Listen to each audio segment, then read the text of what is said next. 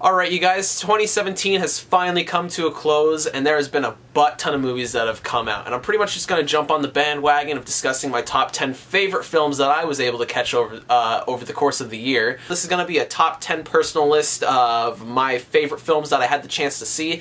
Not films that like are, oh, this movie's better than this movie for this reason, like a professional list or anything. This is more of my top 10 favorite movies that I got to experience since this year. Now keep in mind this isn't going to be a full-on review for any of these movies, but if you do want me to do some reviews, feel free to comment down in the comments down below and let me know if you want to hear more of my in-depth thoughts on these films.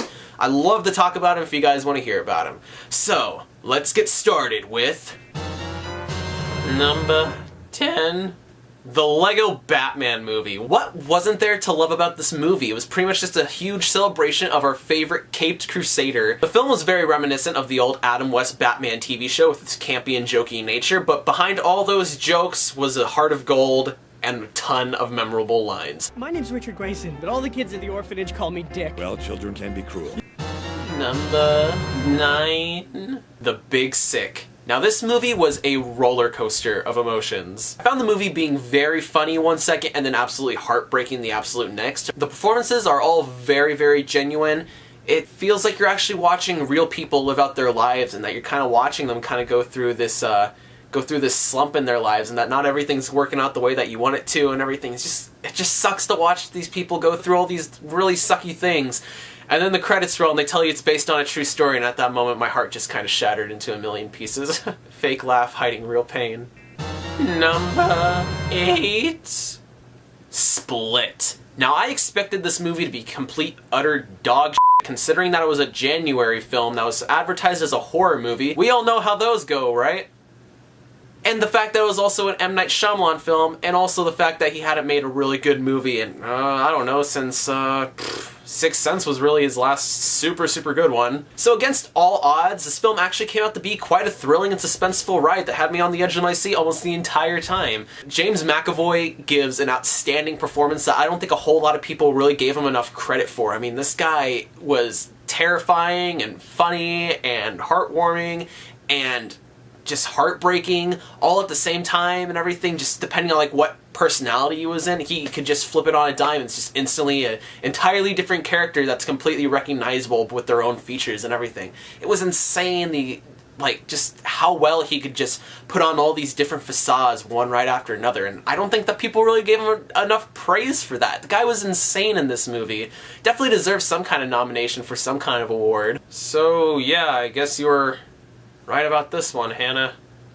Yeah, this was guess the movie didn't suck like I was thinking it was going to be. Good for you. Number 7. Get Out. Now this movie also came as a bit of a surprise for me. Who would have thought that Jordan Peele, who is primarily a comedy writer, would have been able to pull off a horror thriller that has a bit of social commentary mixed into there, especially in his directorial debut. Anyone expect that? I know I certainly did not. The movie is pretty smart. All the characters do, for the most part, pretty smart things, surprisingly, especially in a horror movie where, you know, everyone kind of does like all these stupid things that eventually get them killed. No, the characters actually think like real human beings in these dangerous situations and everything, and so it makes me appreciate the movie more that the characters at least felt more believable and everything. It's not like the majority of horror films where they kind of just throw all the graphic blood and gore in your face or anything. It's more of a psychological thing that likes to get into your head, and it kind of lets your imagination do all the work and making all the scary things be scary for you, because I mean a movie isn't going to be able to actually terrify you. No one knows how to scare yourself more than you do, so this movie lets your imagination kind of take over a little bit. It's a pretty fun ride. There are definitely a bunch of creepy moments, but it utilizes comedy very, very well. There is not a single joke that falls flat in that entire film, and all of it just kind of helps build up the suspense because, you know, you get that lighthearted feeling and everything, and it just kind of helps set up for the next unfortunate thing to feel even more unfortunate. Number 6. War for the Planet of the Apes. Though, despite the fact that it has war in the title, there isn't an actual war in the movie. It's more of a battle, I would say. But it's more of a psychological war that's going on between Caesar, portrayed brilliantly by Andy Serkis. He needs some kind of award, you know? He's done all these amazing roles, and I don't think he's actually won an award for any of them just yet. But it's a psychological battle between Caesar and the humans that are hunting down all the apes that are trying to wipe them all out and everything. And in the movie, as it kind of progresses, you kind of find out, well, the apes aren't the worst things that the humans have to deal with, that in fact they have to deal with each other, that they're more their own worst enemy. And it's just such a smart movie. The graphics are beautiful. The CGI that brings all the apes and the motion capture to life, just phenomenal. It's all top-notch. Wonderful, beautiful stuff. This is one of the few finales in a trilogy where it doesn't let you down. You feel satisfied and fulfilled by the end of the entire movie. It's better than a lot of trilogies that are out there, where usually the second film is the peak, or sometimes even the first film is the peak, and then the third film is either completely disappointing or just bad. Dark Knight Rises! Spider-Man 3! Let's carry on, shall we? Number 5. Go, Web! Up, up, and away, Web! Shazam! Fly! Whew. Alright, so, Spider-Man Homecoming. Now, growing up, Spider-Man has always been one of my all-time favorite superheroes, so to finally see him in an actually fun and entertaining movie for a change, it was just such a great throwback, and while I was watching the movie, I just felt like a little kid. I even went to go see this movie dressed entirely in the Homecoming Spider-Man suit that I bought from RPC Studios. It was the full-on RPC paint suit and everything, so it had all the raised texturing and everything. If you want, you can go see my Instagram. I've got a couple little things, including where I asked someone to a homecoming dance dressed as Spider-Man from Spider-Man Homecoming. Get it? It's a pun. So this movie was the MCU's official introduction to our favorite wall crawler, the amazing Spider-Man. And my goodness, did I just have a complete blast with this movie. It's a ton of fun. The entire movie is very reminiscent of an old John Hughes film, such as Breakfast Club, Ferris Bueller's Day Off.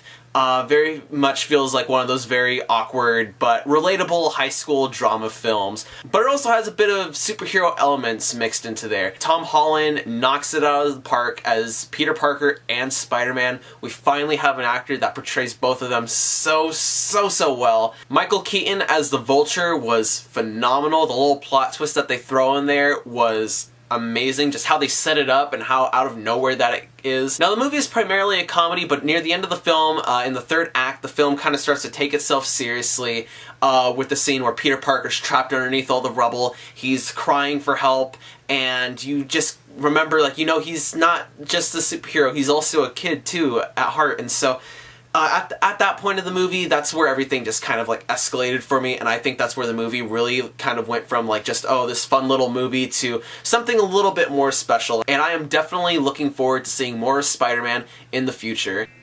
Number 4.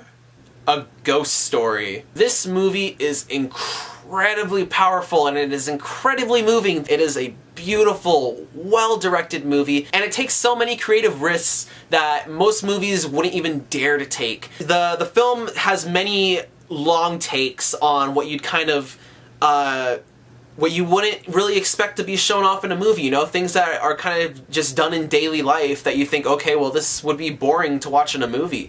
But these moments convey just so much emotion, and I find it so clever, and I kind of want more movies to kind of go out on a limb and just kind of try more of these really creative things. It definitely worked for A Ghost Story. Casey Affleck and Rooney Mara both give wonderful and heartbreaking performances. They hardly say a line of dialogue, and so their facial expressions and their body language just convey all this emotion and everything, and it's so wonderful and well directed. It's a wonderful movie, and it might not be for everyone, but I definitely recommend checking it out. This movie was absolutely beautiful, in my opinion. It had a wonderful soundtrack that just really elevated each scene to the next level, especially I Get Overwhelmed by Dark Rooms. Wonderful single from the movie, one of my favorite songs of 2017. All these moments in this film are so beautifully done, and they just kind of stick around in your mind. The music, the feelings and the emotions that it all brings with it. It just kind of haunts you. The entire movie is really a build-up towards the very, very end of the film, which I think is one of the most satisfying moments of any movie that I've watched this year. It just puts a smile on your face. Even though it is very, very sad, it puts a smile on your face by the end of the movie. It's just so wonderful and beautifully directed. Just go check it out, please. You'll be doing yourself a great favor. Here's the part where we get into my top 3 favorite films of the entire year. Now, ever since I saw this movie, I've been kind of arguing myself for which one should get 3rd place, 2nd place, and 1st place as my top films. It's been a struggle. This has been like one of the hardest little bits for me to kind of figure out where they really sit on my personal rankings list. But number 3 goes to Blade Runner 2049. This movie is a visual masterpiece. I spent my entire life hearing how great the original Blade Runner was, and how phenomenal and life-changing that movie is, and how much of an impact on film culture that we've had. And it's very easy to see how much that this movie has influenced other sci-fi films that we see coming out to this day. But to me, I didn't really find the movie all that amazing. I watched the original Blade Runner about a week before I saw 2049, and I felt very disappointed with it. I didn't think it was this great, beautiful masterpiece, and that's how it usually goes for most people that usually watch the movie one time. I've seen it a couple of times, and it does get better the more that you watch the film, but it wasn't what I wanted, what I expected it to be from other people, and that does kind of suck, and it was a bit of high expectations on my part, I guess. But Blade Runner 2049 was what I wanted the original Blade Runner to be. That movie was incredible. It was phenomenal. You feel like you're putting yourself into Ryan Gosling's character, Detective K. You feel like you're putting yourself into his shoes, and you're kind of figuring out all this stuff alongside of him. Throughout the movie, you're presented with all these questions of what it means to be human. It continues to ask the same things that the original Blade Runner does, but in my opinion, it does it a lot better. This film does everything a sequel should have done. It expands upon the ideas of the original movie without alienating it, and it adds more intrigue into the universe. This movie had astounding cinematography, beautiful, beautiful set designs. Ryan Gosling and Harrison Ford both easily give some of their best performances in their entire careers in this film.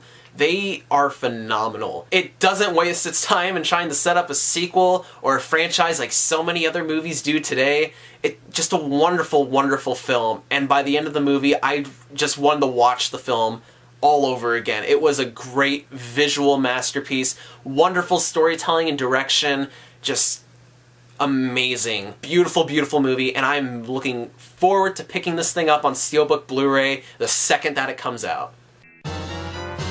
Number 2, Logan.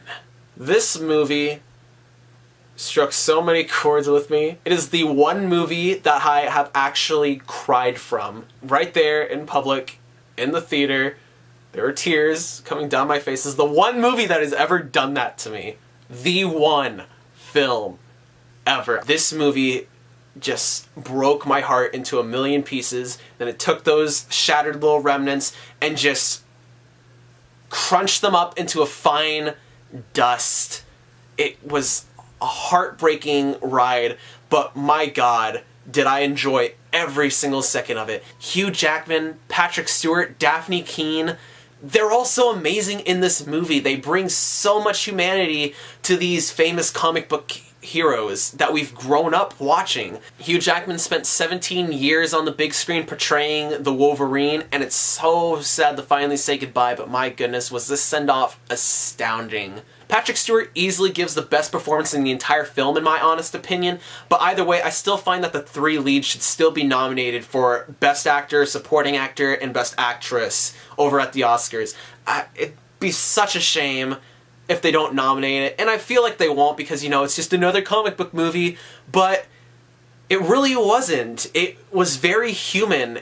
The entire story is just so heartbreaking and violent and dark and bleak, and we finally get to see Hugh Jackman's Wolverine commit to all the brutal acts that the Wolverine does in the comics and the source materials. But despite all that, the movie itself has a very soft and loving message at its core.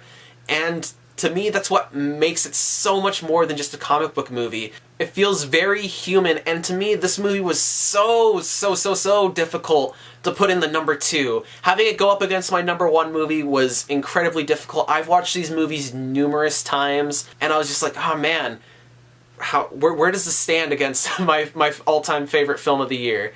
And it was so difficult to choose which one would be better. But now it is time that we unveil my number 1 movie of 2017. Drum roll, please.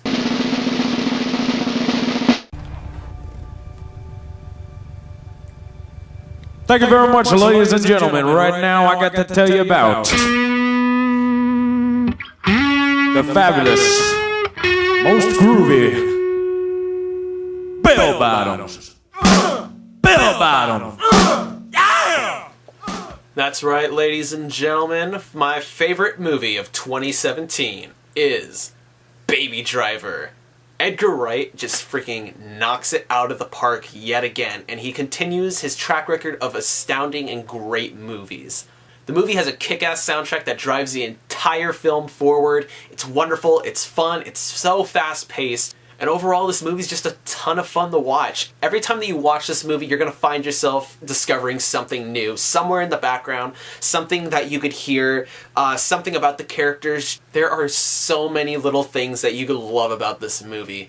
The characters are all so wonderfully done, and there's just so many little details about each and every single one of them. It's just, there's so many little bits of information that are so easy to miss in this film. It is wonderful, fantastic movie. I saw this film 9 times in theaters. The Blu-ray came out on October 10th, so I figured that had to be the 10th time that I watched the movie on 10/10. So, what an incredible movie. Just an entire blast. If you have not seen this movie, I deeply implore you to go watch this film right now. Buy it on Blu-ray, you will not regret it. Even the behind-the-scenes features that are included on the disc are just a ton of fun to watch. They are so insightful, the commentaries give you so much more little bits of information that you might have missed out during the film, and it's just a ton of fun. Everything about this movie, its production, its story, it's just everything. It's wonderful, it's a total blast, and one of the best musicals that you could possibly find out there. Just a bit of warning though, is that the second that you finish this movie, you're not going to want to be driving the same way that you have been all these boring years of your life. No way. You're going to want to plug up an iPod into your stereo and just turn up the volume all the way and just speed as far down the highway as you possibly can while trying to avoid cops. It's a life-changing movie, I will say. So there we go. Those are my top 10 favorite films of 2017. What did you think about my list? Have you seen any of these movies that I've mentioned? If not, or if you have, feel free to comment down below. Like I said, if you want me to do feature reviews on all of these films, feel free to just comment below and let me know, because I would love to go more in depth with these movies. These are all fantastic movies that I love, and I highly, highly recommend that you check them all out.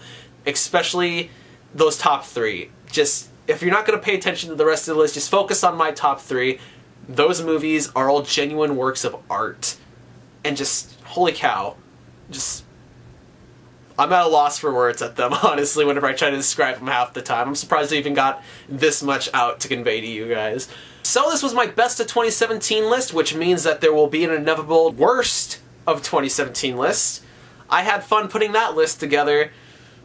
Ooh boy, it's gonna be fun to talk about those movies. I have an easier time talking about movies that I hate than movies that I love, because I just get so caught up in the moment about talking about them, and I don't know, it just gets so hard for me to be able to convey my thoughts from my brain out of my mouth into your ears. But it's easy for me to do that if I'm shitting all over a movie. So guys, this is gonna be the end of the video. Make sure that you click a like. If you're liking what you're seeing, feel free to click on that subscribe button to catch more of me in the future, and I'll see you all guys next time.